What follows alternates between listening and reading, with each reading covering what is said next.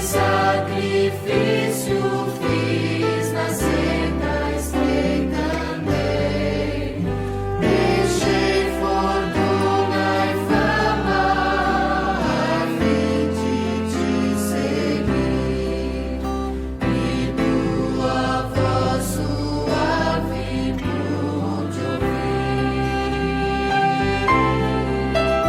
Deixei o trono e a glória, deixei no céu a luz, e minhas mãos pregaram sobre uma cruz de cruz. Com tua mão na minha, sigamos, pois assim. Ó, toma a cruz e segue junto a mim.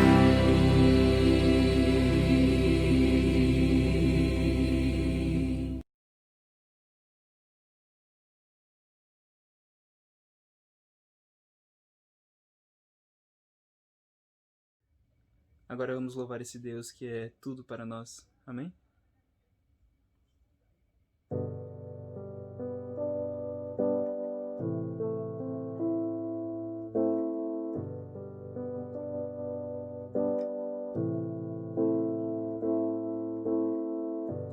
És o noivo que estou a esperar, com a minha luz vou te aguardar. É semeador que está a semear, que teu fruto vem em mim brotar. Tu és tudo para mim, tu és tudo para mim, tu és tudo para mim, tu és tudo para mim. Jesus Cristo, tu és noivo semeador, o meu Pai e meu pastor, pérola de grande preço, de grande valor. Cristo, tu és tudo.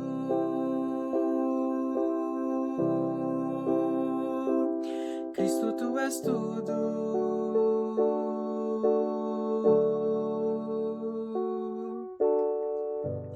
És o Pai que vem pra me abraçar quando volto para o meu lar. És o bom pastor que vai me encontrar se o caminho não sei mais achar. Tu és tudo para mim, tu és tudo para mim, tu és tudo para mim, tu és tudo para mim. Jesus Cristo, tu és noivo semeador, o meu Pai e meu pastor, pérola de grande preço, de grande valor. Cristo, tu és tudo.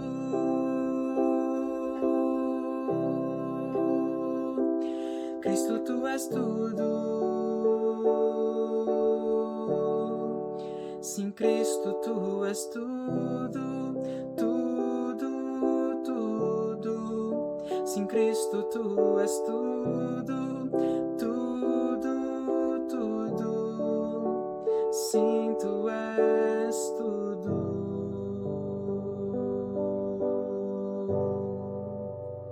Amém?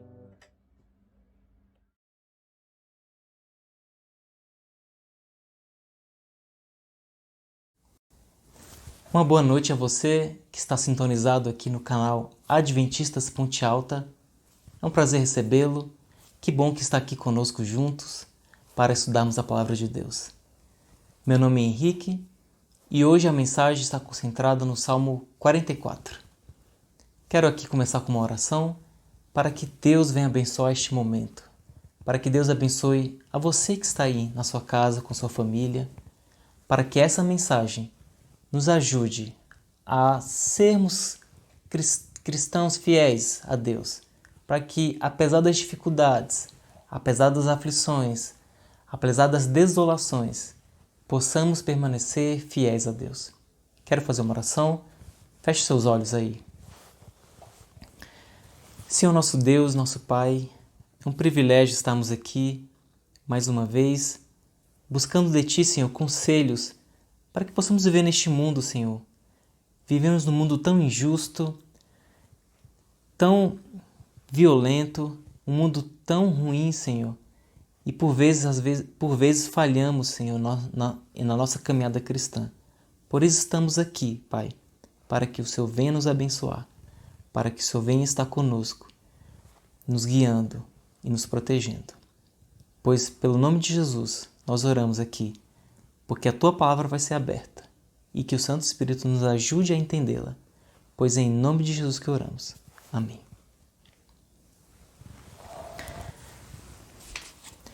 11 de setembro de 1992. O furacão Inique atingiu o estado do Havaí e ele hoje é considerado o furacão mais poderoso já registrado naquela região. O furacão Inique, ele causou um prejuízo de cerca de 3,1 bilhões de dólares, tornando-se o desastre mais caro já registrado lá no Havaí. Havia uma família que era proprietária de uma loja de esporte, de vestuários, e que tirava dali o seu sustento. E aí, quando veio o furacão Inique, o furacão também atingiu a sua loja. Aquela família, depois que o furacão passou, quando eles chegaram lá, viram aquele cenário todo destruído, todas as coisas reviradas, muitas coisas tinham sumido.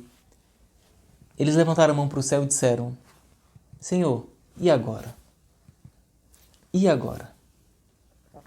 Essa tem sido uma pergunta que muitas pessoas têm feito. Quando uma tragédia entra na vida de uma pessoa, ou quando uma aflição, quando tempos difíceis entram na vida de uma pessoa, essa é a primeira pergunta que eles fazem. E agora? Pode ser um casamento que está se desfazendo, pode ser uma perda material muito grande, pode ser uma perda de um emprego também, ou então um sério conflito entre membros de uma mesma família, não sei. Mas o que tudo isso tem em comum é que quando uma pessoa passa por um momento muito trágico, a primeira pergunta que ela faz é: e agora? E se a pessoa acreditar em Deus, com certeza vai dizer: e agora, Senhor? O que eu vou fazer? O que eu vou fazer? Como eu disse, a mensagem de hoje ela se concentra em Salmo 44. Eu vou dar uma contextualizada no Salmo 44 para que a nossa compreensão seja melhor compreendido, né, o capítulo. Salmo 44, ele é um lamento de uma nação inteira. Aqui nós temos uma nação inteira se lamentando pelo que ocorreu. O Salmo 44 não especifica que tipo de batalha eles perderam, ou qual foi o evento que gerou a escrita desse Salmo. Alguns estudiosos da Bíblia, eles definem que este Salmo se refere à batalha que o rei Josias perdeu. O rei Josias, você sabe, ele foi ao trono quando ainda era uma criança, né? Aproximadamente 8 anos de idade, ele já estava no trono. Mas veja, Josias, ele era um bom rei. Josias, ele liderou o povo a uma reforma espiritual, a um reavivamento. Veja, Josias, ele fez o que era agradável aos olhos de Deus. Você pode conferir a história de Josias em 2 Reis 23, e lá especifica algumas ações do rei Josias. Uma delas é: Josias destruiu altares idólatras. Josias destruiu os templos pagãos. Enfim, Josias, ele fez o que era agradável aos olhos do Senhor. E Josias liderou o povo, uma nação inteira, para que o povo andasse nos caminhos de Deus.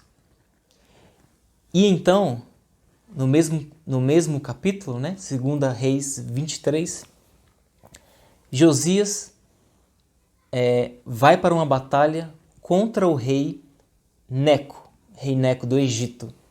E nessa batalha, o rei Josias acaba morrendo. Então o Salmo 44, como eu disse, não especifica qual é a batalha. Possivelmente seja essa. E quando o rei Josias acabou sendo morto, muito provavelmente o povo de Israel naquela época devem ter levantado a mão para o céu e dito: e agora, Senhor? E agora, o que vamos fazer? Então eu queria começar. Você pode abrir sua Bíblia em Salmo 44. Nós vamos ler os 4 primeiros versos. Salmo 44, a partir do verso 1, diz: Com os nossos próprios ouvidos ouvimos, ó Deus. Os nossos antepassados nos contaram os feitos que realizaste no tempo deles, nos dias da antiguidade. Com a tua própria mão expulsaste as nações, para estabelecer os nossos antepassados. Arruinastes povos e fizeste prosperar os nossos antepassados.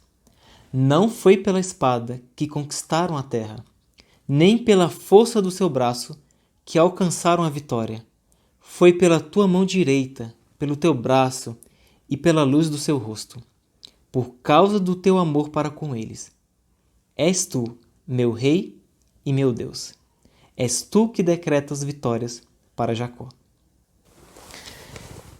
Esses 4 primeiros versos mostram que Israel estava convicto de que quem tinha dado a vitória era Deus. Vocês viram aqui no verso 3, não foi pela espada que conquistaram a terra, nem pela força de seu braço que alcançaram a vitória. Foi pela tua mão, foi pelo teu braço, foi pela luz do teu rosto. Então Israel estava aqui alegremente dizendo: Senhor, não foi por nossa causa que conquistamos as vitórias. Não foi pelo nosso exército, não foi pela nossa espada. O Senhor nos deu a vitória. Então Israel estava aqui registrando para todos, através desse salmo, de que era o Senhor quem dava a vitória. No verso 5 em diante, aqui o povo de Israel ainda confirma aquilo que eles já tinham dito nos 4 primeiros versos. Eu queria continuar lendo, Salmo 44, a partir do verso 5. Contigo pomos em fuga os nossos adversários. Pelo teu nome pisoteamos os que nos atacam. Não confio em meu arco. Minha espada não me concede a vitória. Mas tu concedes a vitória sobre os nossos adversários e humilhas os que nos odeiam. Em Deus nos gloriamos o tempo todo e louvamos o teu nome para sempre. Aqui, novamente, o povo de Israel estava convicto de que a vitória que estavam vindo não era por suas próprias forças. A vitória vinha unicamente de Deus. Aqui no verso 7, resumindo, esses versos que nós lemos, o verso 7 ele traduz bem isso, Mas tu nos concedes a vitória sobre os nossos adversários. Então veja, aqui era um momento de alegria do povo. O povo estava registrando publicamente que não era pela espada, não era por seu exército, mas unicamente por Deus. Era Deus que concedia a vitória. Israel estava aqui reconhecendo isso. Então, Salmo 44, do verso 1 até o verso 8, mostram aquele momento em que tudo está indo bem. Aquele momento de vitória, aquele momento de bênção, aquele momento que você está sob a proteção de Deus. E eles estão felizes, eles dão glórias a Deus, eles cantam louvores a Deus. Porque as coisas estão indo bem, porque a vitória está vindo. E é isso que nós lemos aqui, né, a partir do verso 1 até o verso 8. Bom, Israel sentia que a proteção de Deus estava sobre eles. Mas aí, de repente, como que se a proteção de Deus não estivesse mais, as coisas ruins começam a acontecer. É como o furacão do início da nossa mensagem. O furacão, de repente, vem, destrói tudo por onde ele caminha, e aí as pessoas que estavam lá naquele momento só podem dizer uma coisa: e agora? E agora? Assim conosco também acontece da mesma forma, né? A gente está naquele momento alegre, aquele momento feliz, aquele momento que a gente dá glórias a Deus, canta louvores a Deus, porque as vitórias estão vindo, porque as bênçãos estão sendo derramadas, porque a proteção de Deus está sobre nós. Mas de repente, parece que não há mais as bênçãos de Deus, não há mais a proteção de Deus, e aí vem o furacão, né? Vem um furacão e destrói tudo, né? Então, muitas pessoas passam por esse momento, né? Alguma dificuldade financeira, de repente um casamento que está se desfazendo, enfim, alguma coisa muito difícil pode estar acontecendo. E a única coisa que você pode perguntar agora é: e agora, Senhor? O que eu vou fazer? Parece que a proteção de Deus não está mais, né, sobre você. Não tem mais as bênçãos de Deus. Se em algum momento você se sentiu assim, ou se sente assim, ou conhece alguém que se sentiu assim, vou te dizer que você não está sozinho. E vou dizer mais: este salmo é para você. Este salmo traz implicações muito importantes para a nossa vida. Aqui, a partir do verso 9, é que começa, as coisas mudam de direção. O verso 9, irmãos, ele começa com duas palavras que mudam totalmente a direção, né, dessa história. Nós lemos de 1 a 8 que o povo estava alegremente reconhecendo que Deus concedia as vitórias. Mas duas palavras e tudo muda. Israel estava indo para uma direção, caminhando, e de repente, verso 9, praticamente o sentido, né, muda, né? O sentido da direção muda. Verso 9 começa assim: mas agora, ou seja, indicando que antes era assim, antes havia bênção, antes havia a proteção de Deus. Mas agora, indicando o quê? Não há mais bênçãos, não há mais a proteção de Deus. Duas palavras e muda tudo, né, irmãos? Eu quero ler com vocês Salmo 44, a partir do verso 9 até o verso 16. Diz assim: mas agora nos rejeitastes e nos humilhastes. Já não sai com os nossos exércitos. Diante dos nossos adversários fizeste-nos bater em retirada, e os que nos odeiam nos saquearam. Tu nos integrastes para sermos devorados como ovelhas e nos dispersastes entre as nações. Vendeste o teu povo por uma ninharia, nada lucrando com a sua venda. Tu nos fizeste motivos de vergonha de nossos vizinhos, objeto de zombaria e menosprezo dos que nos rodeiam. Fizeste de nós um provérbio entre as nações. Os povos meneiam a cabeça quando nos veem. Sofro humilhação o tempo todo, e o meu rosto está coberto de vergonha, por causa da zombaria dos que me censuram e me provocam, por causa do inimigo que busca a vingança. Nossa, que declaração! Algo realmente trágico aconteceu ao povo de Israel. Porque antes, nos 8 primeiros versos do Salmo 44, o povo estava alegre, o povo dava louvores a Deus. E agora, não mais. Agora eles estavam aqui se lamentando, né? Quero destacar aqui o verso 13, né? O verso 13 diz: Tu nos fizeste motivo de vergonha de nossos vizinhos, objeto de zombaria e menosprezo dos que nos rodeiam. Nossa, o que aconteceu com aquele povo? No início do Salmo, eles estavam reconhecendo que Deus é que dava vitórias, ou seja, a bênção estava sobre o povo, a proteção de Deus estava sobre o povo. E agora, não mais. O que aconteceu? Será que o povo fez alguma coisa errada? Será que o povo se desviou dos caminhos e agora Deus estava ali punindo aquele povo, trazendo ali o castigo, né, pelas suas próprias escolhas, por estar andando por um caminho que não agrada a Deus? Veja, você conhece bem a história de Israel? Você sabe que Israel, por muitas vezes, eles eram rebeldes, eles eram duros de coração, eles seguiam seus próprios caminhos. Quantas vezes Deus não mandava profetas, mensageiros, para alertar o povo, para pregar ao povo, para apelar ao povo, para que o povo voltasse para Deus? Quantas vezes a gente quantas vezes a gente já não ouviu histórias assim? Você que está em casa conhece bem a história de Israel e sabe que por muitas vezes eles agiram assim.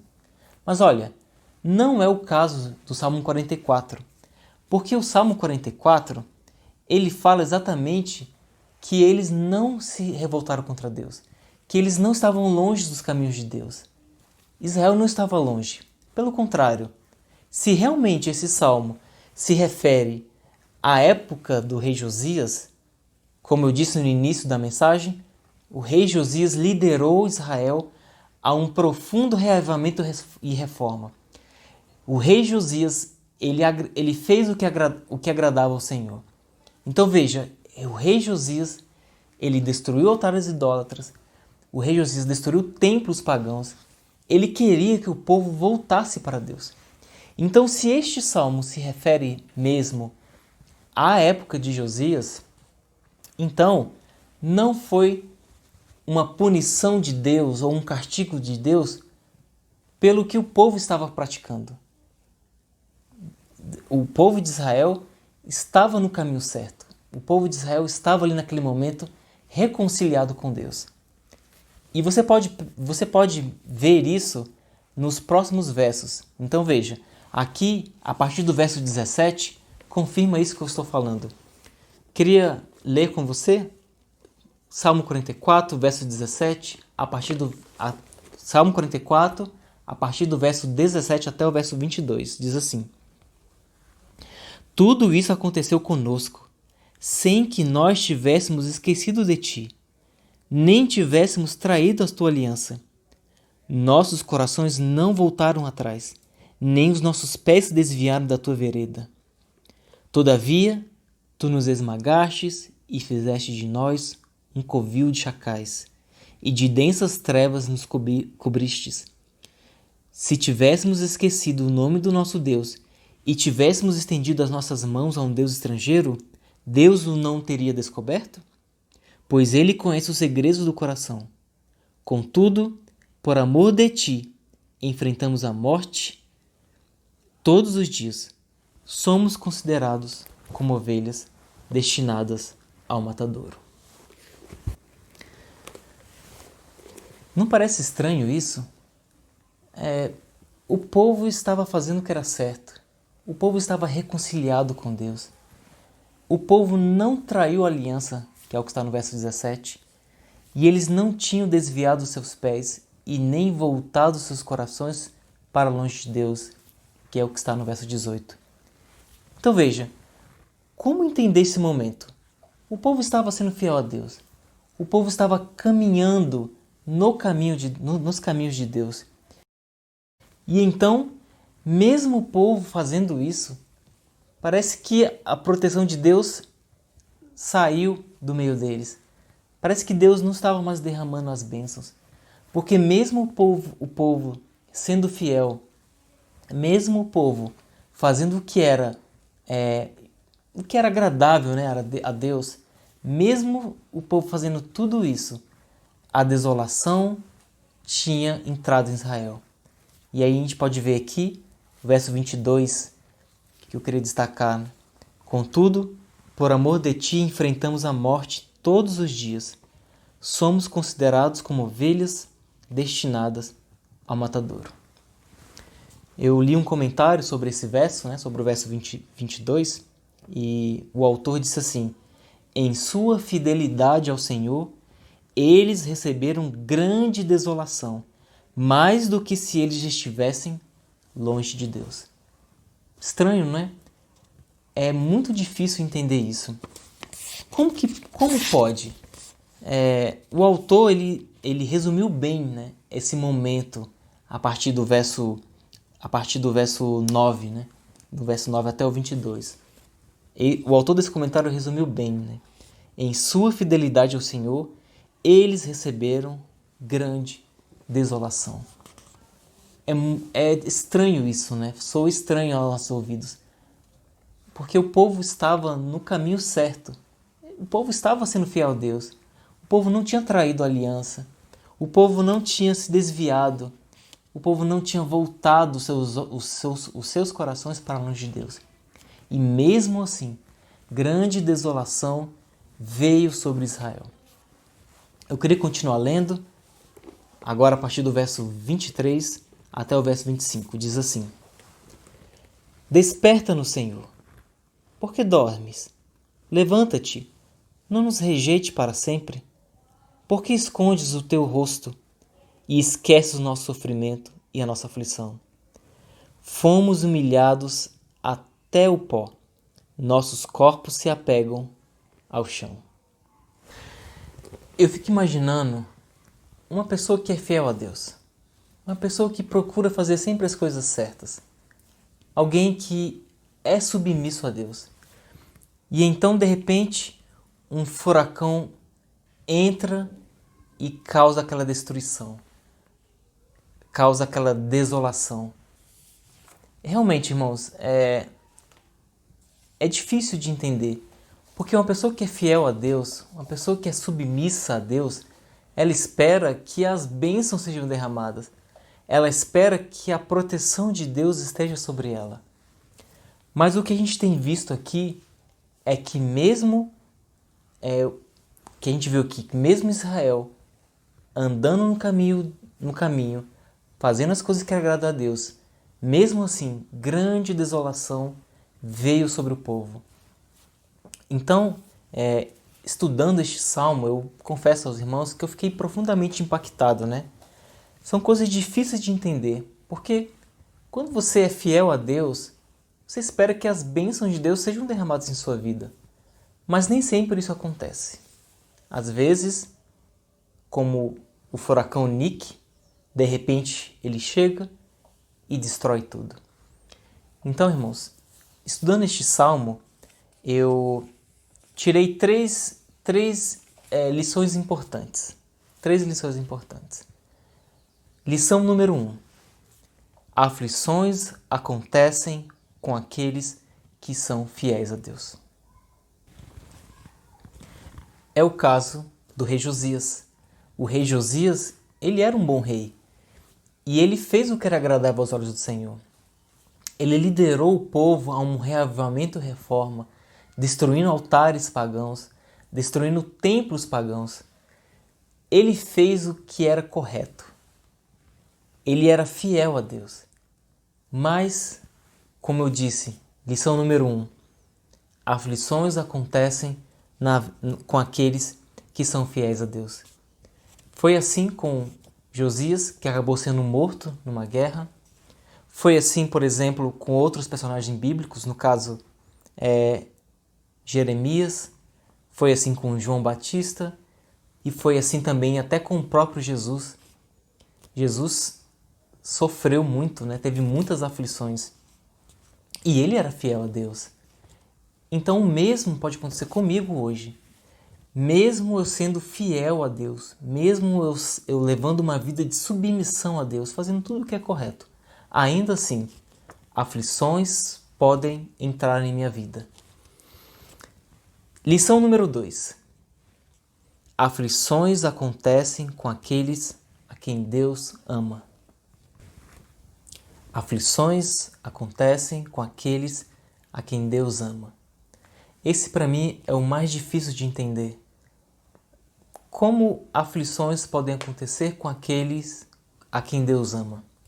Veja, foi assim com Josias, o rei da nossa história. Josias, ele era um bom rei. Ele liderou o povo a um reavivamento e reforma. E mesmo assim, ele acabou sendo morto na batalha.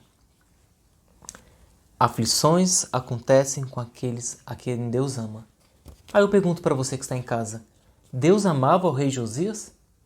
Sim, né? Essa é a resposta. Deus amava o rei Josias.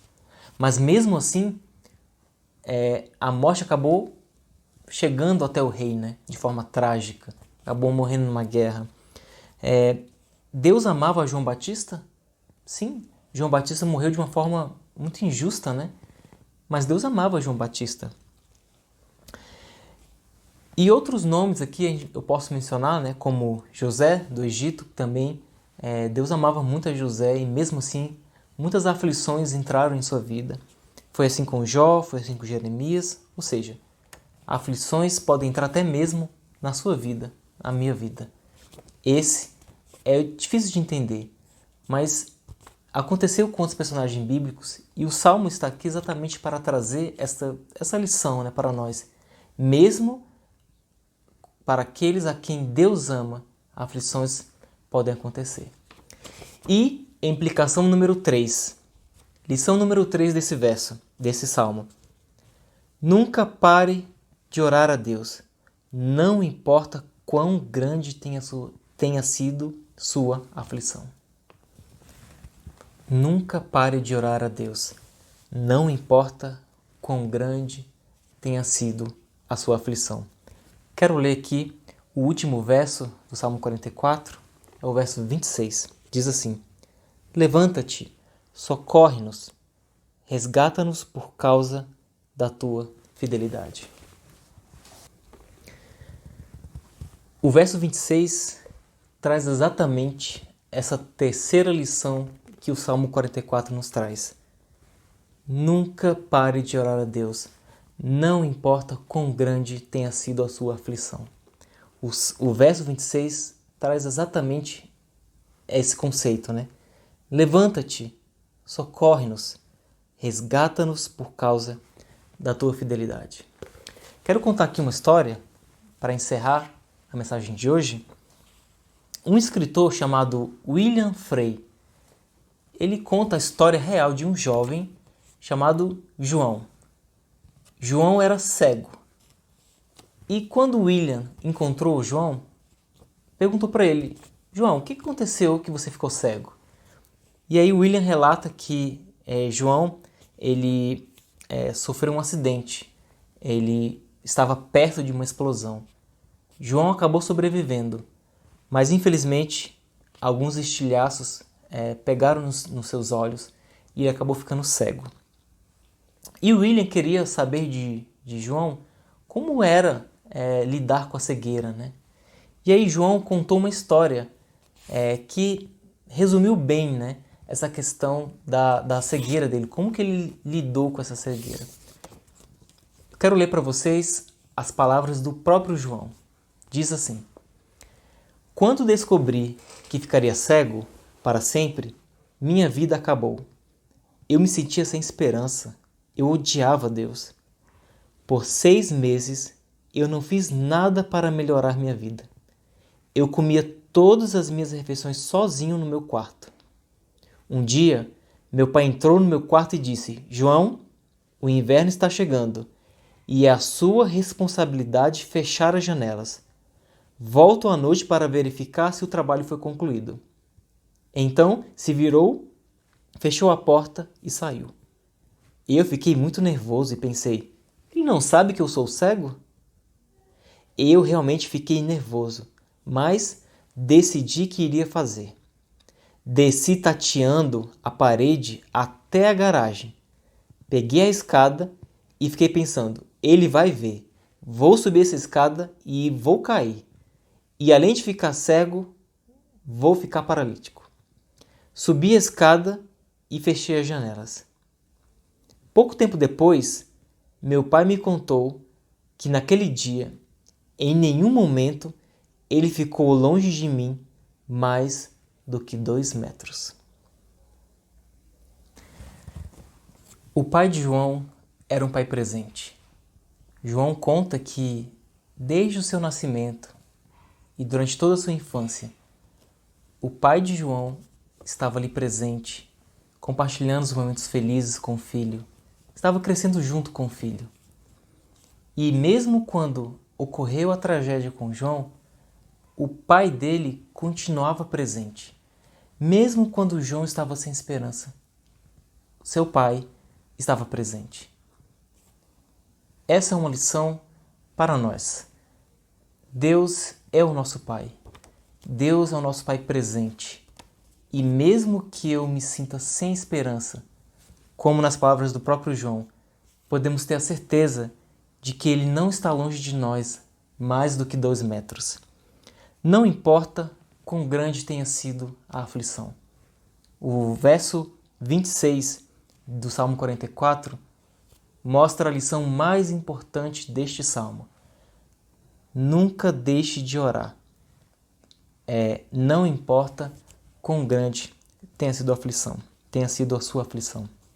Eu quero encerrar lendo Romanos 8:28. Diz assim: Sabemos que Deus age em todas as coisas para o bem daqueles que o amam, os que foram chamados de acordo com seu propósito. Que Deus te abençoe e te dê uma excelente semana.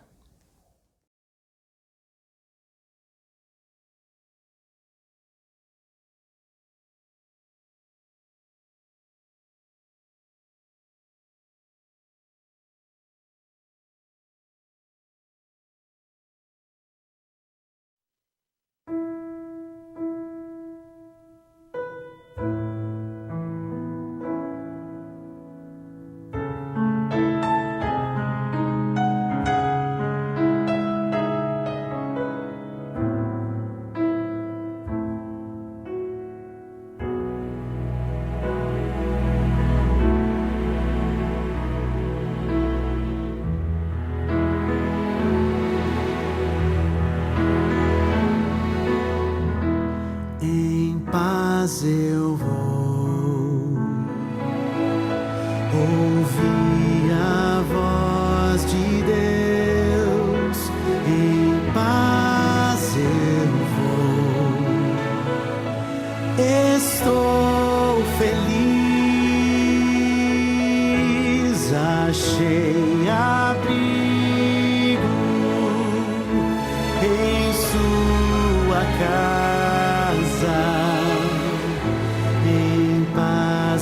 Estou com meu Jesus.